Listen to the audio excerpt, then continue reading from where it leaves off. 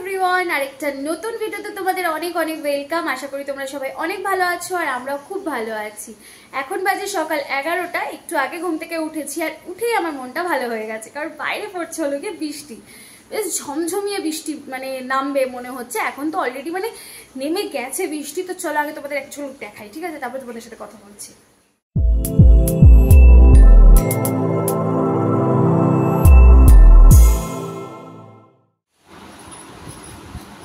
দেখো ওয়েদারটা কিন্তু একদম জাস্ট মন ভালো করে দেওয়ার মতো। মেঘ করেছে, টিপটিপ করে বৃষ্টি পড়ছে। এই একটু আগে না অনেক জোরে জোরে বৃষ্টি হচ্ছিলো, এখন একটু কমে গেছে। আমার তোমাদেরকে দেখাতে একটু লেট হয়ে গেছে। তোমাদের কাদের কাদের আমার মতন বৃষ্টি দেখতে ভালো লাগে আমায় অবশ্যই কমেন্ট করে জানিও।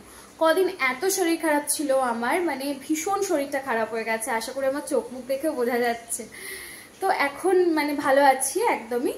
তো আজকে ঠিক করেছি, আমার বরকে বলেছি যে আজকে তুমি চা খেতে চাইবে সকাল থেকে মানে রাত পর্যন্ত, সকাল না দুপুর থেকে আর কি, কারণ সকালের খাওয়ারটা আমার পক্ষে সম্ভব না, সেটা মাই বানাতে পারবে, কারণ সকালবেলা আমার পক্ষে ওঠা সম্ভব না ঘুম থেকে।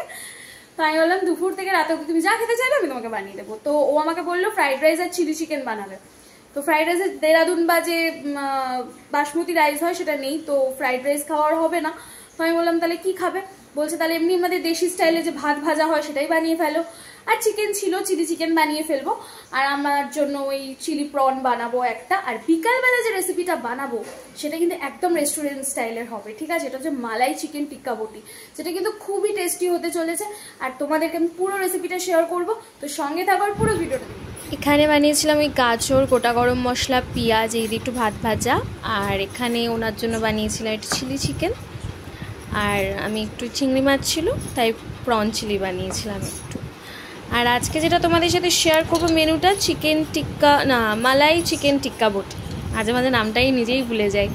তার জন্য পেঁয়াজ, আদা, রসুন আর চিকেনটা পেস্ট করে নিয়ে তার মধ্যে অরিগ্যানো, একটু বেশি করে বাটার, নুন, একটু মিষ্টি, একটু গরম মশলার গুঁড়ো সব দিয়ে ভালো করে আগে মিক্স করে নিতে হবে।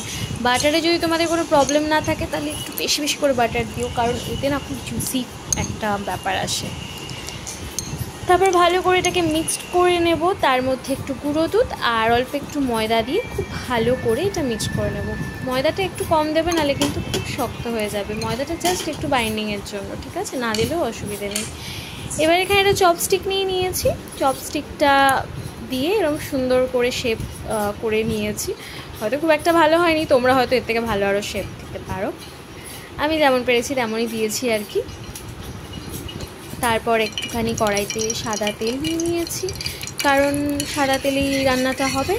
সাদা তেলটা একটু গরম হয়ে এলে তারপরে ওই কাবাবগুলো দিয়ে দেবো, কাবাব টিক্কা যেটাই বলো আর কি, সেটা দিয়ে দেবো। আর এখন তো খুব নরম আছে, তো সাবধানে এটা উলট পালট করতে হবে। তো এরকম হালকা হালকা যখন ফ্রাই হয়ে আসবে তখনও তোমরা নামিয়ে নিতে পারো, আবার একটুখানি কড়া করেও ভাজতে পারো। যেমন আমি পুরোটা একটু লালচে করে না ভেজে নিয়েছি, ঠিক আছে? ঠিক এরকম পর্যায়ে আমি নামিয়েছি। এইবার কড়াইতে একটু বাটার আর একটু তেল দিয়ে ভালো করে একটুখানি গরম করে নিয়ে এখানে আমি নিয়ে নিয়েছি হলো গিয়ে পেঁয়াজ, কয়েকটা কাজু, কাঁচা লঙ্কা, আর নিয়েছি হলো গিয়ে আদা রসুন। আদা রসুনের পরিমাণটা একটু কম নিয়েছি আর কাজুর পরিমাণটাও কম নিয়েছি। তো এবার এগুলোকে জাস্ট আমি একটুখানি সটে করব, খুব ব্রাউন করব না, জাস্ট একটু হালকা 1 থেকে 1.5 মিনিটের মতন একটু নাড়াচাড়া করে যখন পেঁয়াজগুলো একটু নরম হয়ে আসবে তারপরে কিন্তু নামিয়ে দেবো। দেখো অল্প কটাই কিন্তু আমি কাজু দিয়েছি, ঠিক আছে? আর ঝালটা তোমাদের যার যার নিজের মুখের স্বাদের ওপর দেবে। তারপর এর মধ্যে একটু চালমগজ নিয়ে নিয়েছি, একটু দই নিয়ে নিয়েছি, আর ওই পেঁয়াজ, আদা রসুন, কাজু আর লঙ্কাটাকে ভালো করে একটা স্মুথ পেস্ট বানিয়ে নেব, যাতে একদম ক্রিমের মতন হয়ে যায় পেস্টটা। দেখো পেস্টটা বানিয়েছি, একদম ক্রিমের মতন হয়ে গেছে। তোমরা রান্নাটাতে ফ্রেশ ক্রিম ইউজ করতেই পারো, কিন্তু বিশ্বাস করো ফ্রেশ ক্রিম যদি তোমরা নাও দাও না তাহলেও কিন্তু কোনো স্বাদের হেরফের হবে না। কিন্তু বাড়িতে যদি থাকে তোমরা দিতে পারো, না থাকলে না দিতে পারো।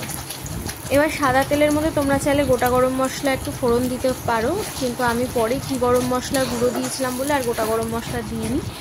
এবার ওই মিশ্রণটা দিয়ে খুব ভালো করে কিন্তু একটুখানি ঢাকা চাপা দিয়ে ভালো করে একটুখানি কষিয়ে নিতে হবে। ভালো করে একটু ঢেকে ঢেকে কষালে রান্নার কাঁচা গন্ধটা চলে যাবে। এখানে আমি গুঁড়ো দুধটাকে না একটু ঘন করে জাল দিয়ে নিয়েছি, ঠিক আছে, একটু গরম জলের মধ্যে। আমি জল ইউজ করব না এর মধ্যে, এটা পুরো কষে এলে তারপরে যখন মানে জল আমি দেবো না, ওই দুধের ওই যেটা বানিয়েছি সেটা দেবো আমি। তো এবার এর মধ্যে আমি টিকিয়াগুলো দিয়ে দেব, দিয়ে আবারও ভালো করে কিন্তু আমি কষাবো, ঠিক আছে, কারণ টিকিয়াটা একটুখানি ঢেকে ঢেকে কিছু করতে হবে, তাহলে কী হবে টিকিয়াটা একটু নরম সফট হয়ে যাবে, ঠিক আছে। তো ভালো করে চলো এটা করে নিই। এবার যে ওই দুধের যে মিশ্রণটা বানিয়ে রেখেছিলাম সেটা দিয়ে ভালো করে ফুটিয়ে নেব।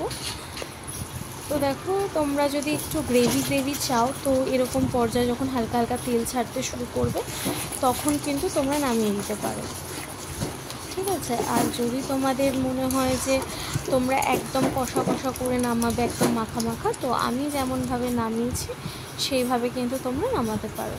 তো রেসিপিটা বাড়িতে কিন্তু অবশ্যই ট্রাই করো, একদম রেস্টুরেন্ট স্টাইলে রাখবে, কথা দিচ্ছি। টাটা।